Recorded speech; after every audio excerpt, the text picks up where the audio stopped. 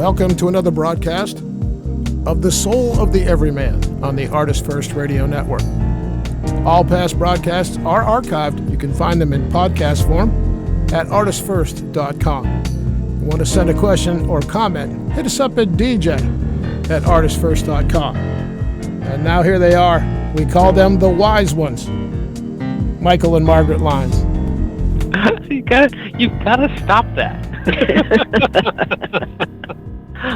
Hi, Scott. And welcome everyone to the Soul of Every Man. I am the wise not one, Michael Lyons. I don't even know what my name is anymore. Well, I'm Margaret, and welcome.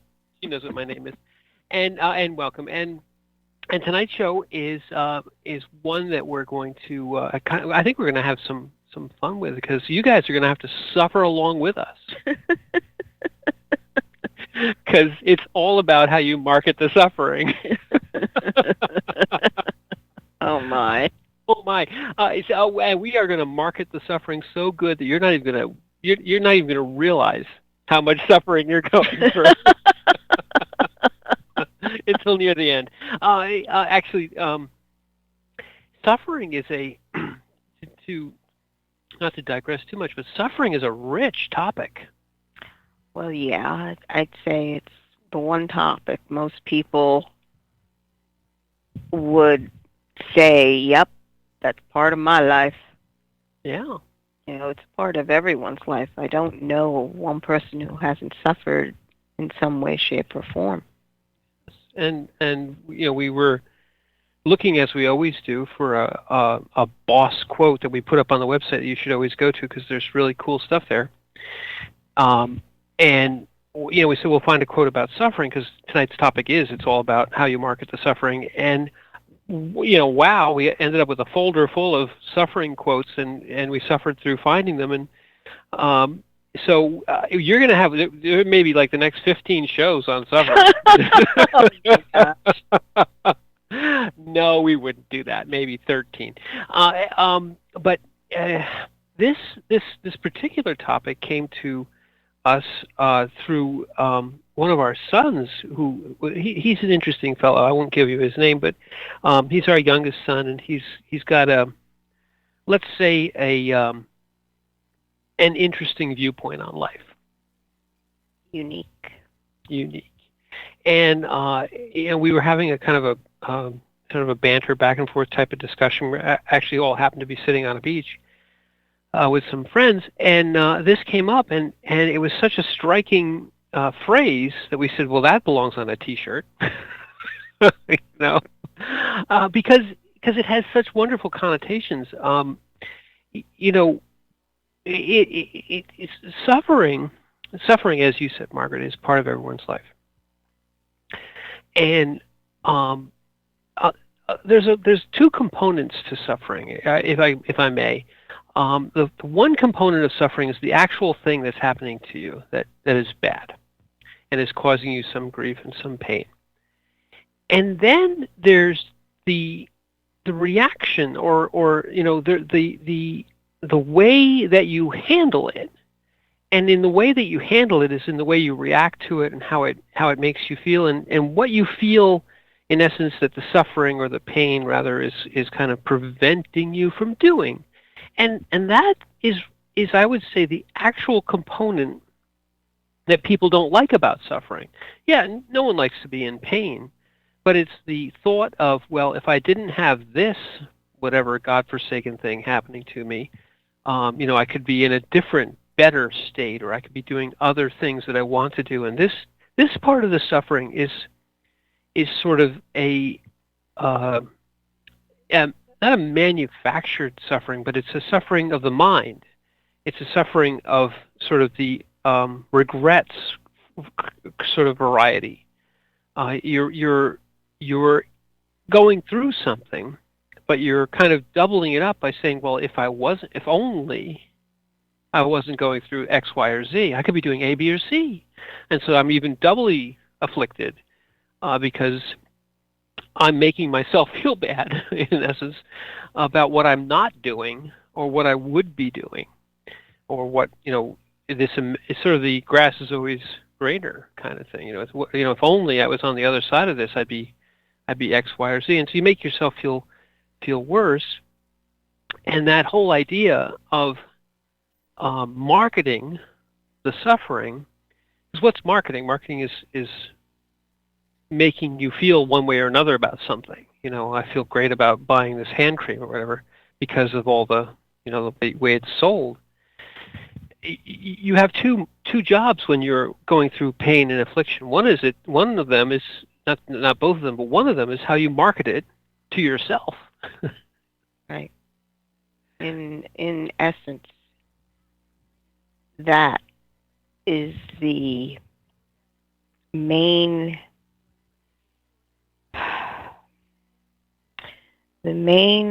handle for suffering for yourself. How are you responding to this? And we've all equated marketing with selling it to someone. Yeah. Okay. And so selling whatever has happened to yourself basically means you're actually going to look at it and actually engage in what is happening in that suffering of the moment. We would call it bearing witness.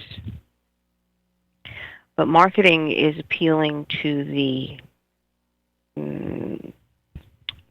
more venal, the body aspect of oneself, trying to grab its attention, because otherwise this part of you just goes off somewhere else. It spins. But it's understanding that you actually do this to yourself, whether you realize it or not. You try to find some way to appeal to your consciousness to pay attention here. It's kind of fascinating when you think about it, because your initial reaction to any kind of pain or suffering is to run away. Push it away. Yeah. But the ability to handle, to make a decision of what you will be doing or what you will try to do, or even just taking a step back and taking in what's actually going on in the moment, that is your consciousness. And that you have to decide on your own, because no one can do that for you.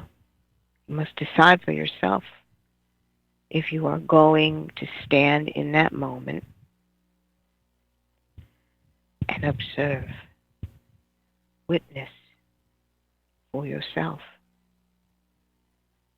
Yes, I want to unpack that, because there's two or three great points there. The first one, I think, is in the pain of whatever you're going through, you have the opportunity to reject it, which is very natural, or accept it. And people think people give a negative connotation to accepting suffering. They feel like you're knuckling under or something. But accepting suffering means nothing about being complacent about it. I think it's the core of accepting that where you are right now is part of that idea of marketing it, in essence. Let's just talk about it from the point of view, instead of marketing it, of saying, you started you started the show by saying that suffering comes into all of our lives. Well, it does, and no one will tell you differently. But the other way to think about that is that it's very natural for some portion of your life, hopefully not all of it, to be afflicted with something that is not pleasant. So you shouldn't feel picked upon or special or especially, you shouldn't feel that somehow your suffering is not connected with everyone else's suffering, or that your suffering is somehow no one else is suffering, just me, just me. You are not isolated in your suffering. Right. So part of the marketing, or part of the understanding, is that affliction is one of the things that makes life life. We are here to live. Some very wise person, Buddha, said all life is suffering. Now, Buddha was a little bit, um, down on everything, but in fact not. In truth, though, living here, what he's really saying is that living here, you can't avoid some portion of your life being suffering. Uh, the only way to get past it is to accept that, to say, yes, all life entails some suffering, but life is worth it anyway. And it is the acknowledgement that there is loss in your life, and to understand that loss and almost gravity, everything always goes down the hill. Earth sucks. No. Oh, I didn't mean to say that out loud. Sure. The Earth is a lovely place. Go ahead. Okay. The suffering. Now I've lost the train. Well, no, you were saying that we were saying all life has a portion of suffering in it. But it's the acknowledgement of how ephemeral everything around you is. Yeah. Okay, it's understanding that nothing in this world lives forever or lasts forever. This world is about change. And you said loss. And loss. Yeah. And it's loss because usually there is an expectation that a human being has for a moment, for an event within their lives. They set goals of how things are supposed to be at a certain point in time. And when that doesn't happen, it is a loss. And how dear it is in your heart will dictate the amount of suffering you're going to go through. Well, I would say that you put yourself through. Mm-hmm. So suffering is part of the experience down here, understanding what loss actually is.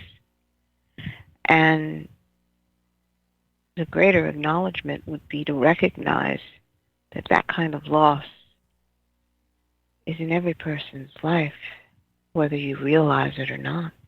You just don't know what another person is going through. Yeah, exactly. And to turn that around, to market it to yourself, is you say there's no reason why I shouldn't experience loss, because everyone does and should and will, as just as everyone will experience joy. And I would say that the Buddha, one of the central tenets he said was that you should eschew attachment. I think in some ways he was trying to mitigate loss by saying, well, don't get attached to anything. Therefore, you can't lose anything. This is one way to do it. Right, but it's because a human being needs to be able to interact one-to-one with another person, with a family, a situation, your pets, your environment. It's a one-to-one relationship.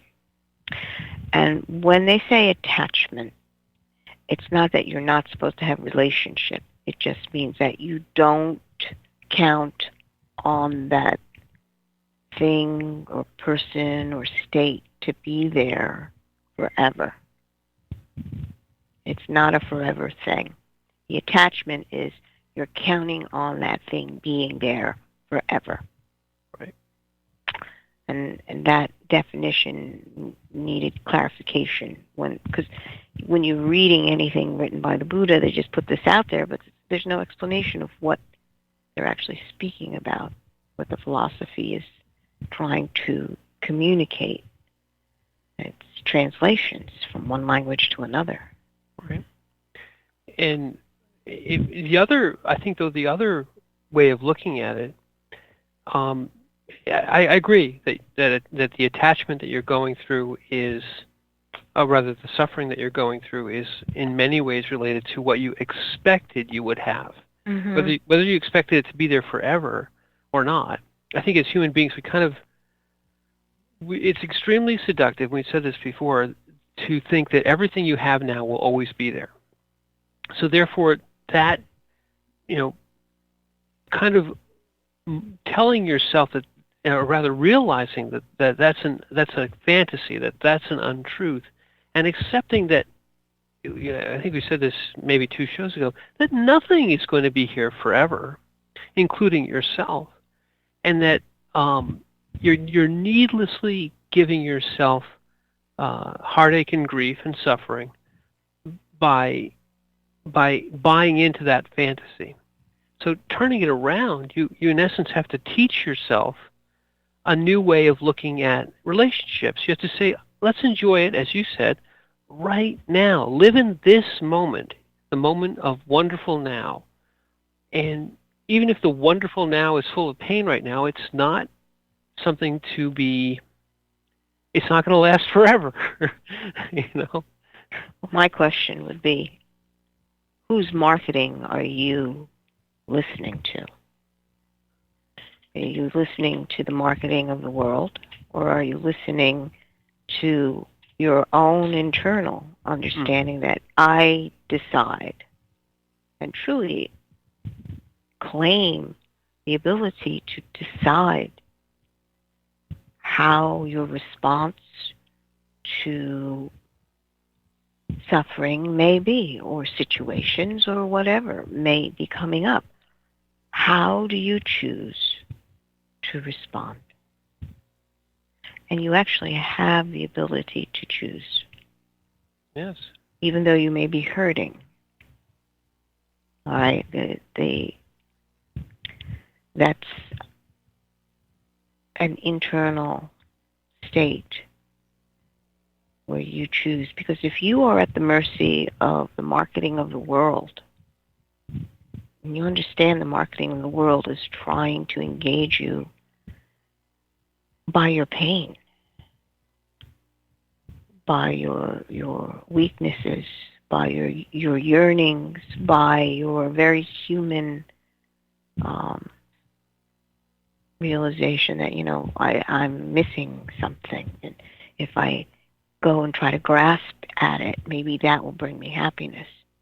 It's a very human thing. You want to engage into something. We had said this before, there is a difference between thinking about something and putting hands on it and allowing your heart to engage in a moment. Because your heart, when it engages in something, opens up and wraps itself around what is actually happening. Exactly. And what you're talking about there is basically being in that moment, whatever that moment is. The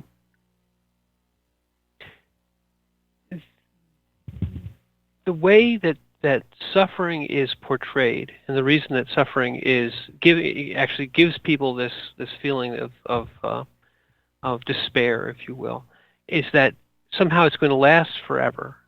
That there's some way, as you said, the marketing of the world. There's some way, some pill, some magic bullet, something you can do to get rid of it or never experience it. And then if you are experiencing suffering, there's something wrong with you. You're not doing it right. That is the marketing of the world. That's the marketing of the world. And what if we talk about the marketing of the world for a moment, the way the world is marketing suffering is that we're going to identify you. We're singling you out because you're the only one suffering XYZ affliction. Everyone else has product B, which takes care of XYZ, and well, I don't know, you don't look quite worthy enough, but for only $9.95, I'll give you product B and take away all your suffering. That marketing is really two things. It's saying that your suffering is something to be shunned, to not be witnessed, but to be eradicated. And to the extent that you're suffering, it's almost as though you are at fault. You're not doing it right. Mhm. You don't know the right people. You don't have the right clothing. You're not taking the right pill, whatever it is. And the marketing of the world would say, well, suffering is something which we can fix for you if you're good enough and you give us money. Uh, You and, don't look. You don't look the way you're supposed to look. You don't weigh what you're supposed to weigh. exactly.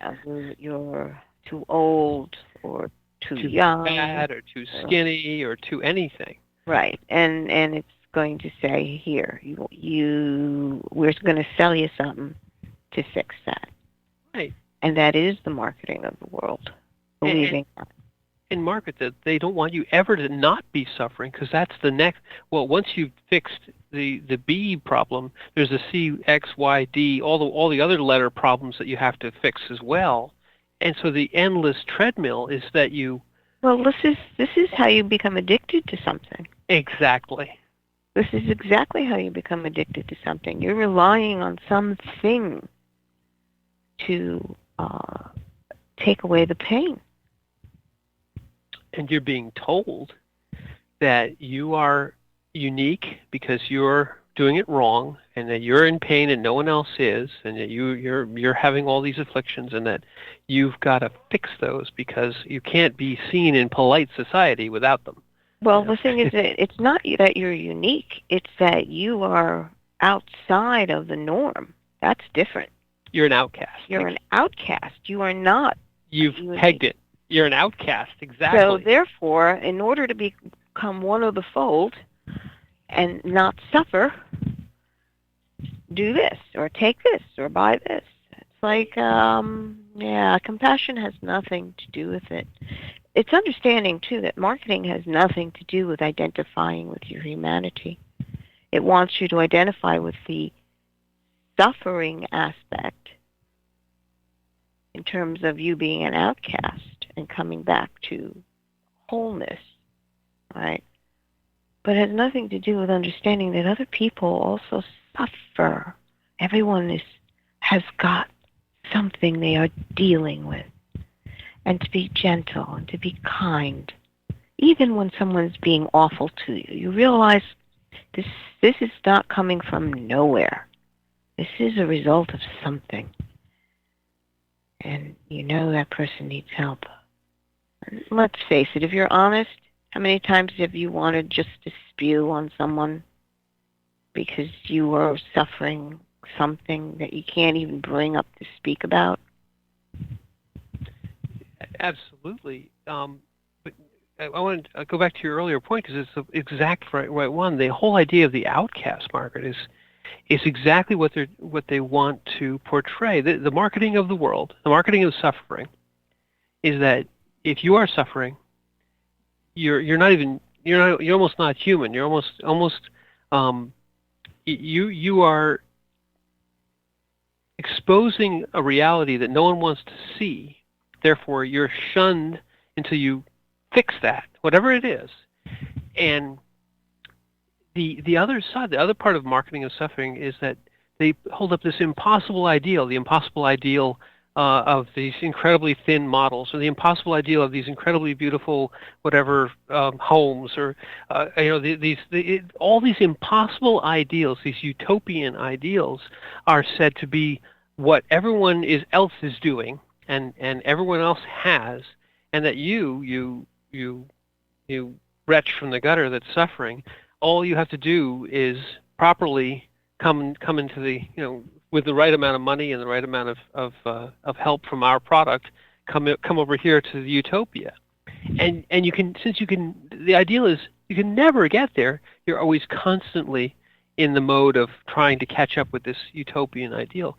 Yes. And these are used to bludgeon people, to make people feel as though they're singularly unworthy and unhuman. Which is part of the illusion. Yeah. Yeah, it's realizing that is a manipulator. Oh, Well, huge. it's just to realize that you're being manipulated to feel that way in order for you to do what they want you to do. Yep. Buy whatever it is, or participate in whatever it is, or vote for whatever it is, or whatever you've got that they want. That's what, give your money to this. It's just whatever it is, to be aware that suddenly that's a manipulator. This organization doesn't, or company doesn't really care about me. It's trying to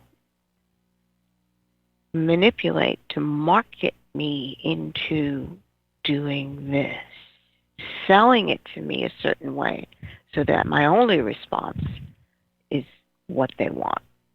Mm-hmm. And you sit there and you go, well, that's basically, you're giving over your ability to choose, to see, to analyze, to claim your own humanity and say, no, I'm going to decide whether or not that what you're saying is true, that taking that is actually going to help me or not help me or change things, but I decide whether I participate or not.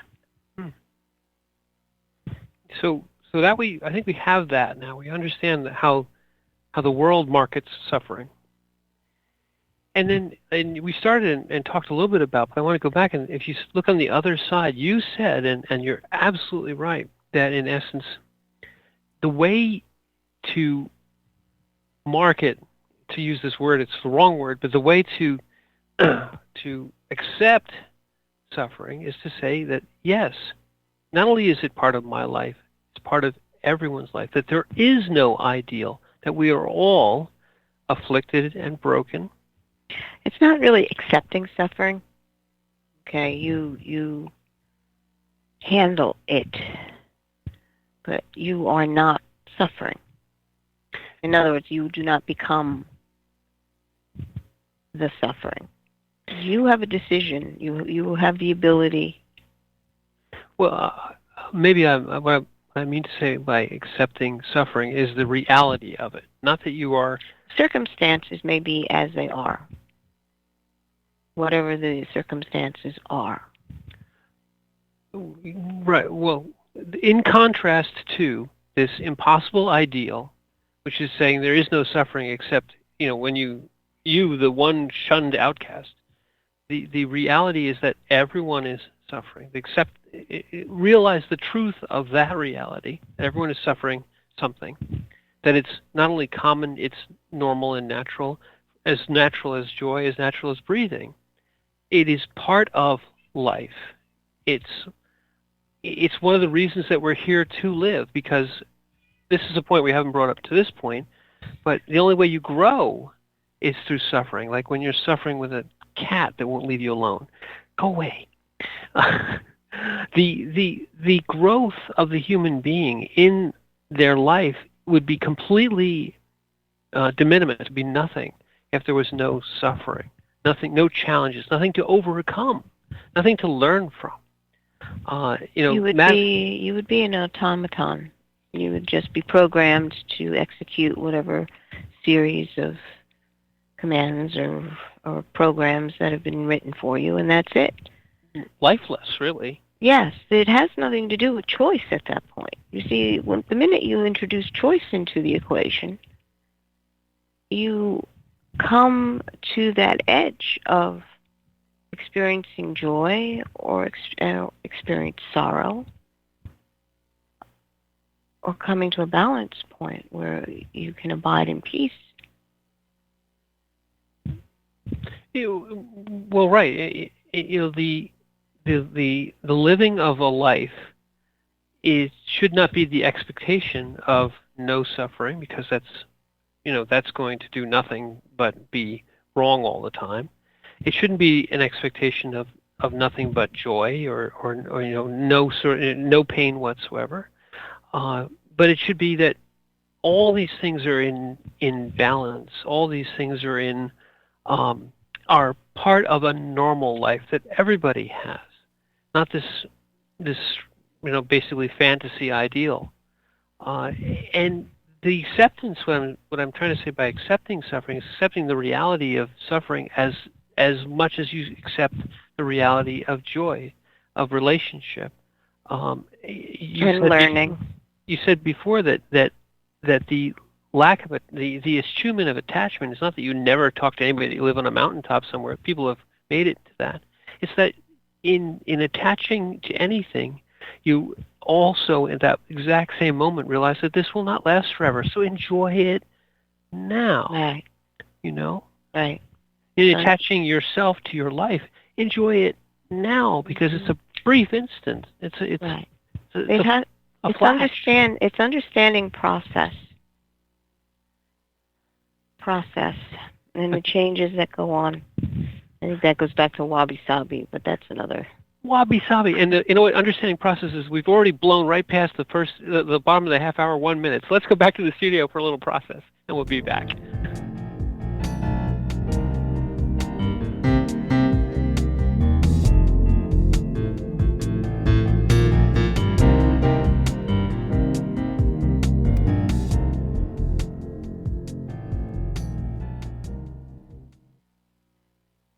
Batman Gets Out of Bed is the latest book from Michael Lyons, the award-winning author of There is a Reaper. Featuring 13 original stories, this wide-ranging collection has everything. Forbidden love, gods versus demigods, weird invading aliens, sexy seductive artificial intelligence, and unusual passion between the living and the dead. All set amidst fantastic worlds of pain and loss and boundless joy. From the sublime to the macabre to the bittersweet, The Fat Man Gets Out of Bed will leave you breathless with laughter, brimming with tears, trembling with suspense. Available now on Amazon.com, Google Play, iTunes, Kobo, and fine e-tailers everywhere. The Timeless Esoterica radio program with Dr. Bruce is broadcast on the fourth Monday of every month at 8 p.m. Pacific, 11 p.m. Eastern, on ArtistFirst.com. We explore topics including the paranormal, alien life, mysteries, conspiracies, hidden history, oddities, and much more. Each show will feature a special guest with exciting and thought-provoking discussion. Always keep an open mind, an open heart, live forever, and remember Dr. Bruce believes in you.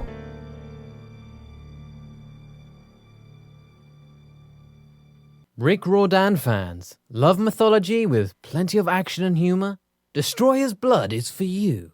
The new fantasy novel by award-winning author Michael Lyons is book 1 of the adventures of Dev Kalian, the Blood series. Follow Dev and his magic sword Betrayer as they are suddenly attacked and forced to return to Olympus to fight in a war they want no part in. The world of men and gods is about to be destroyed by Zeus's ancient foe, and only Dev and Trey can stop him. The conflict never stops, and the amazing twist will have you on the edge of your seat. Act now while the ebook is on sale for only 99 cents. Destroyer's Blood is available on Amazon.com, Barnes & Noble, iTunes, Kobo, and fine e-tailers everywhere. And while you're there, get the free prequel, It's in the Blood, available for a limited time. Hi, this is Minette Lauren, author of Race for the Sun. Do you believe in guardian angels? Check out book 1 of my Soul Watcher series. It can be found on Amazon.com or anywhere fine books are sold. Go to www.minettelauren.com, and you are listening to the ArtistFirst Radio Network. There is a Reaper is the story of 5-year-old Christopher Aaron and his life-changing struggle with leukemia. Winner of both the Indie Bragg Medallion as well as the reader's favorite silver medal for memoir, There is a Reaper has more than 100 Amazon book reviews and a 5-star rating. It has been described as life-changing, spiritual, a must-read. Just released on Audible and iTunes, this memoir is also available in paperback and on Amazon Kindle for only 99 cents. Get your copy of this life-changing memoir today.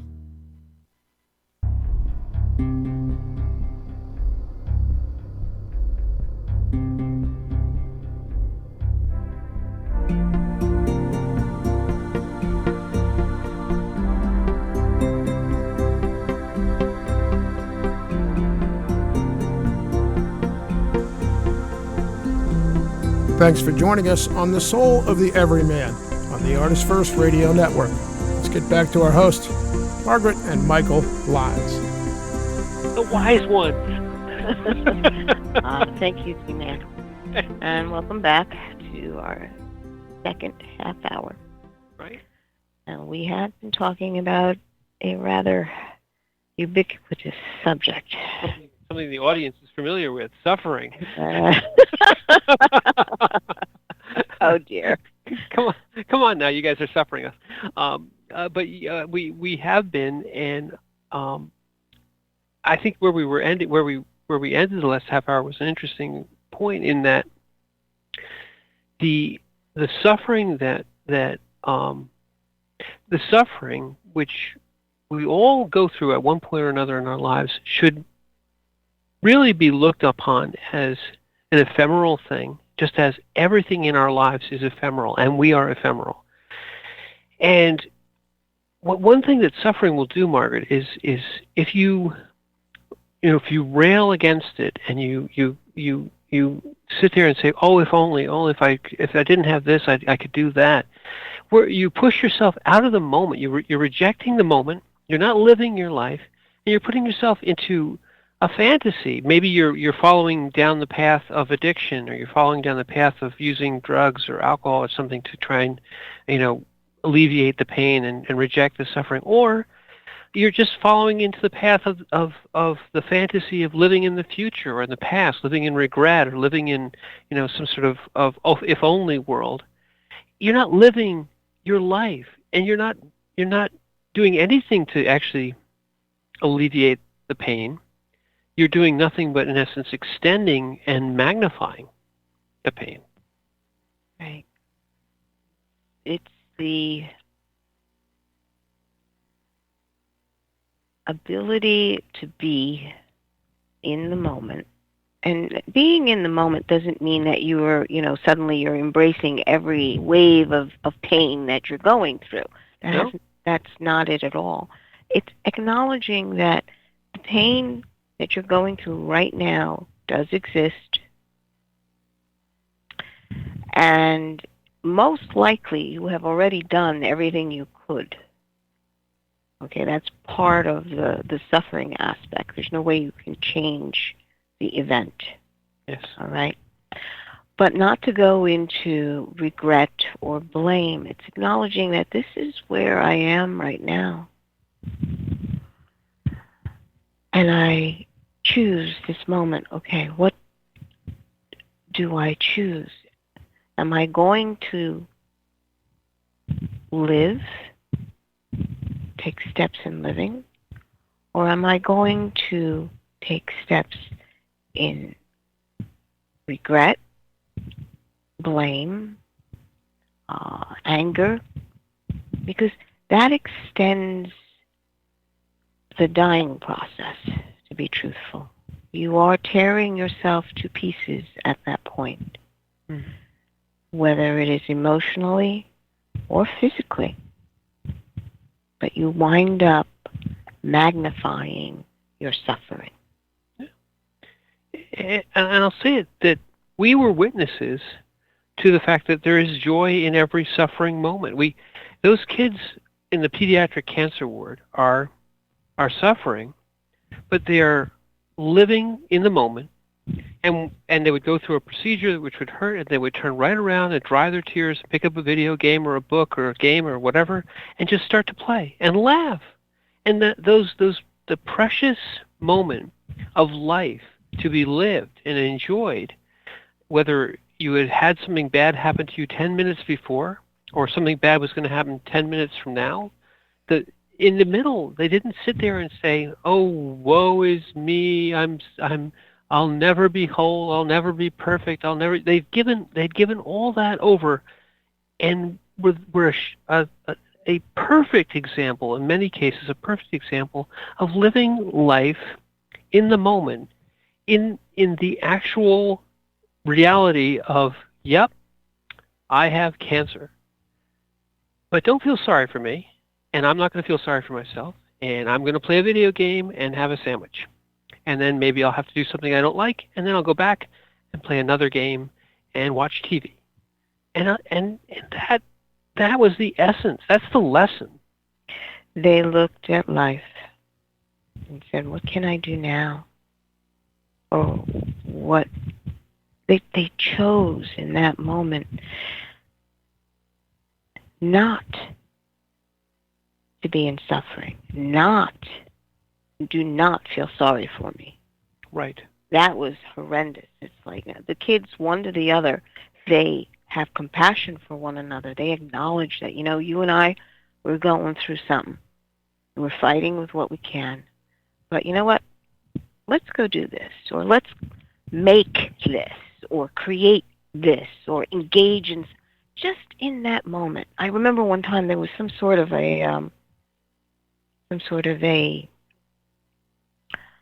eclipse, was it, that was happening, and it was very late at night, and we had decided that we were going to wake up, because it was like early morning when the eclipse was happening, and we were going to watch it. Mm-hmm. And what was interesting is the two boys in the room, it was Chris and his roommate, were all in. We were, okay, this is what we're going to do. But they would ask the doctors, the nurses, because it was an unusual event, and you had this wonderful view out of the 5th floor window to watch as it was a clear night.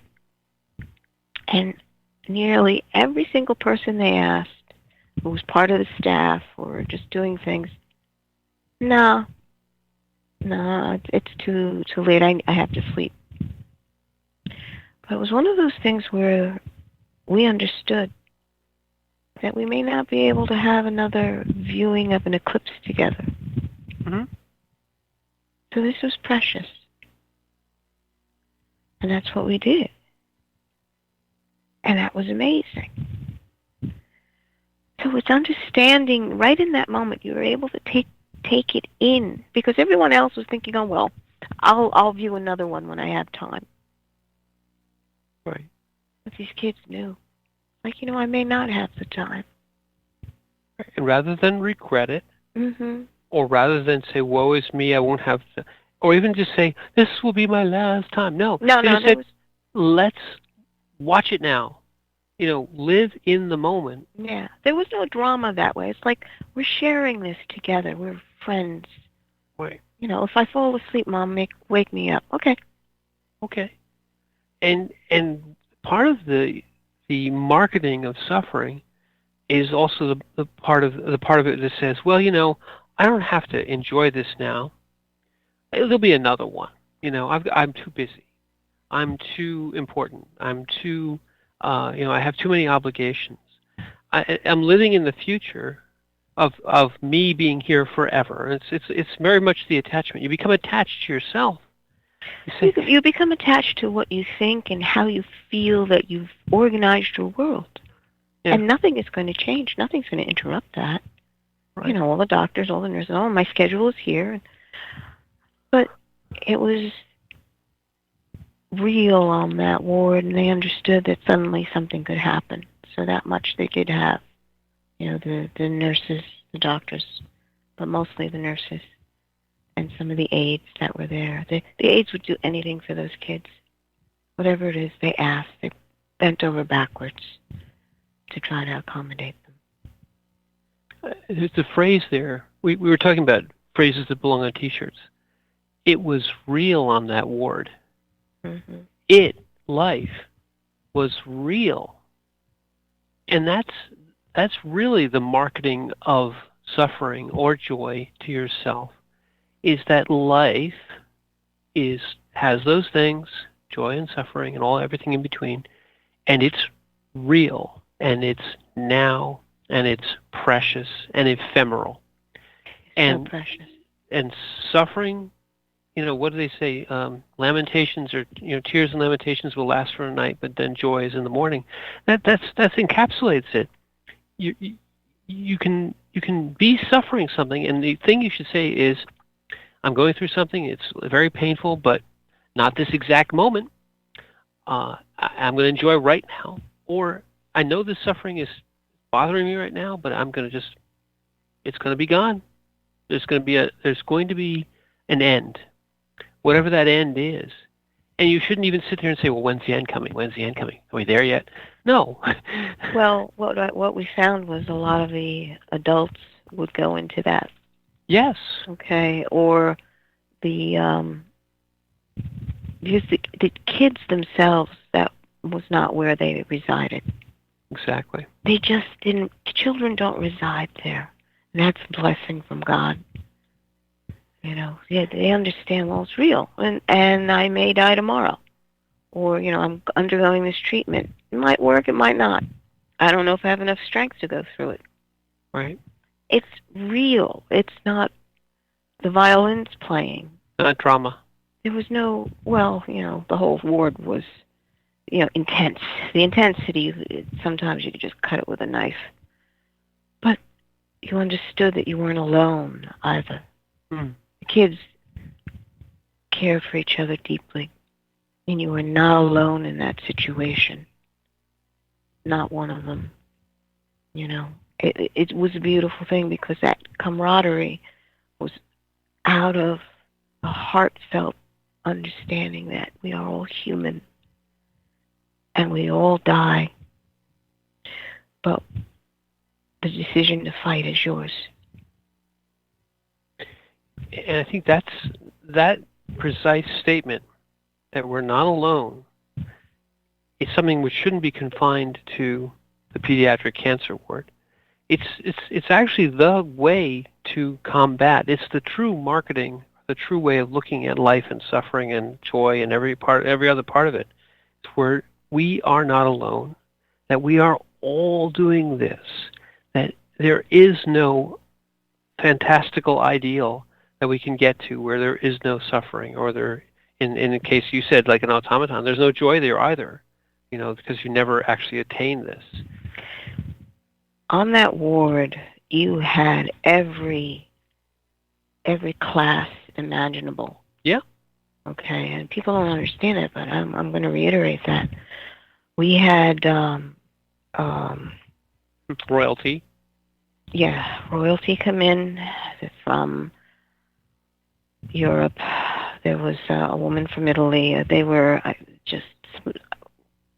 can't remember. It was like they had a title, and they paid to fly their daughter over to engage in this particular treatment, and she had this tremendous tumor in her belly. It was horrible. I mean, just this grapefruit-sized tumor. And they paid to get in there, and they were hoping that, they could have a private room that Mom and Dad would both be able to stay in. And they were just told, listen, there are children, other children that need help right now. We cannot reserve this room for you, the larger room. We put 2 beds in there and 2 families.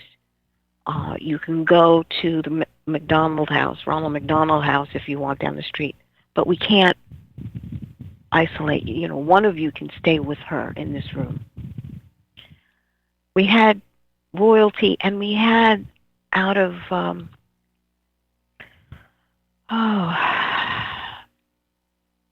all economic stations. It didn't matter. Not only that, the common bond had nothing to do with economics or what clothes you wore or what the world was marketing to you. None of that mattered. It was I'm trying to remember now where they were from. It was a Hispanic couple with Feisty, and but it didn't matter. It didn't matter. They were, they had no money. But they were invited in to be treated. But the family suffering was the same. Yes, and the kids and all of us. I mean, that's the microcosm. The kids there treated each other as kids do everywhere. Right. Not one of them encouraging and going back and forth and playing the games and going through the procedures, but that that microcosm of truth is the way to blow away the fantasy of life is not suffering except for you wretch, you. Life is joy and suffering and all those things in our common humanity, regardless of what you have or what you've been told you should have, regardless of what you don't have or what you've been told you should have.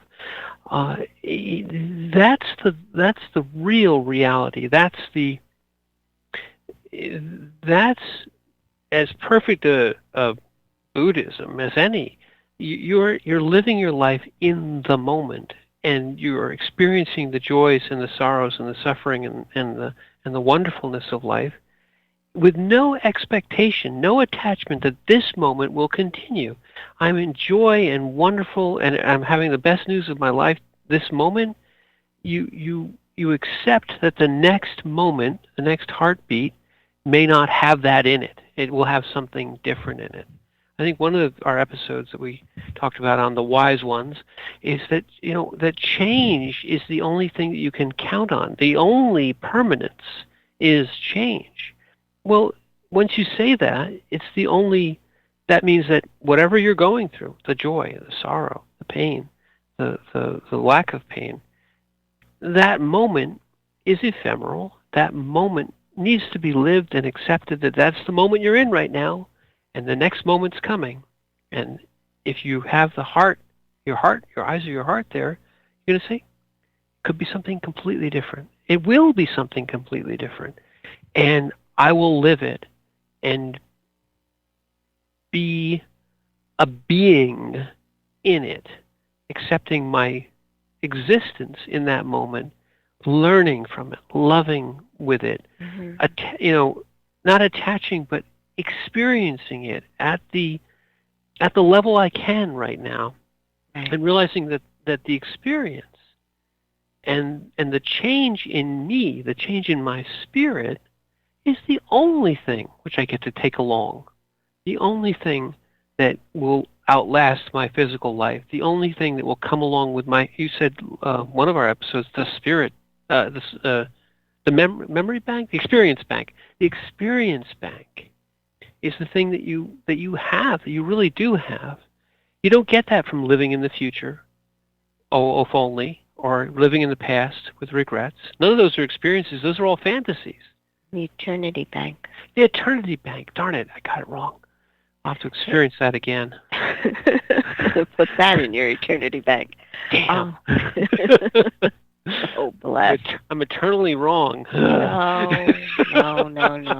Regret. No. Let that go. Okay. Go ahead, sorry. The eternity bank, yes. Yeah, no, it's understanding that your interactions and expressions of deep caring and love, whatever they may be, goes into the eternity bank. Because if you truly understand that love is the only thing that is eternal, and it is ever-changing, and you are participating in this moment that is ever-changing, good or bad, relative position, but that gets put into your eternity bank. And what you do with it is the most significant thing that you can create down here. What do you do when suddenly you are looking at something that you cannot change? If it is a tragedy that you are facing, or something joyful, do you take a step into the moment and live it? Do you find life in that moment, or are you love in that moment? Find love in that moment, or are you choosing regret and death in that moment? Because that is what you're actually banking. Yes. And when you choose regret, you don't live that moment. When you choose if-onlys, you don't live that moment. That moment, it might as well not have existed if you push yourself away from it and into regret. into the loneliness of if only, or the depression and sadness of regret in the past or the future. You're not in the moment. You got to love that moment. Life is good. It means that you understand completely that life is good. And the children on the ward understood that. Yeah, and you see those T-shirts, life is good. And people say, oh, that's just like some Pollyanna thing. Life isn't always good. You're right. Life's not always good, but life is good doesn't mean that life is fair or pleasant or always, the unattainable perfection. That's not what good means. Right. Life isn't asking your opinion on whether or not you think it's good. There you go. Life is good without your judgment. Life is good. All by itself. Well, embracing that, understanding that. I can't tell you how many times moms that were on the ward, when they have lost a fight and they are missing their child, what they wouldn't give for another moment, just another moment. Oh, it's so deep and so real. Yes, and if you can, the preciousness of the moment you don't have is the same preciousness of the moment you do, and to our peril, all of us, we discount it. Yes. To the extent that you would want one more breath should be to the extent that you love the one you have right this moment. But we don't. We say, oh, well, we have a million, zillion, billion breaths, and oh, God, I'm done. Oh, I'm going to regret that. No. Gosh, every one you take is as good as the one you don't get. Better even. As long as there's breath, there's hope. Oh, well, that's a good one, too. And that, living in the moment, understanding that, you appreciate. This is, again, the appreciation is the currency of a relationship. Yeah. And appreciating the moment, appreciating who is with you, appreciating the sharing, whatever the sharing is, good or bad, that defines your relationship. Yeah. And to some extent, when we were talking, our theme of how do you market the suffering, how do you, the real thing that we need to market to ourselves, and that word is wrong, but the real thing we need to understand is that our life is precious. Our lives are precious. And that the suffering part of our life is just as precious as the joyful part of our life. What we learn from the suffering, we can learn no other way. When we experience the joy, we can only realize that we're that joyful when we don't. In contrast to not having some suffering. And I hate to say, but we're suffering our way right to the end of this program. So the joy that you're feeling right now, please hold it in your heart, because we'll be back next week. And I'm Michael Lyons. And I'm Margaret. And this has been The Soul of the Everyman. And thank you for listening.